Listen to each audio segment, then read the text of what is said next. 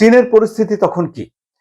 চীনের পরিস্থিতি হলো যে চীন তখন এককভাবে যুক্তরাষ্ট্রকে তার প্রধান বাজার হিসেবে বানিয়ে রেখেছে। ফলে ডোনাল্ড ট্রাম্প যখন চীনের পণ্যের উপরে বেশি বেশি করে শুল্ক আরোপ করা শুরু করে এবং তখন চীনের উৎপাদন কমে যাওয়ার আশঙ্কা তৈরি হয়। চীনের ভেতরে বেকারত্ব বেড়ে যাওয়ার একটা ঝুঁকি তৈরি হয়। কারণ চীন আগে থেকেই তাদের যেসব পণ্যগুলো তৈরি হচ্ছিল সেগুলো দেশের বাইরে বিক্রি করার তাদের দরকার ছিল, কারণ এত পণ্য তারা উৎপাদন করে যে চীনের ভেতরে এগুলো সব তারা বিক্রি করে শেষ করতে পারে না। চীনে তখন উচ্চ বেকারত্ব ছিল, মানে বেকারত্বের হার বেশি ছিল এবং আবাসন সংকট ছিল।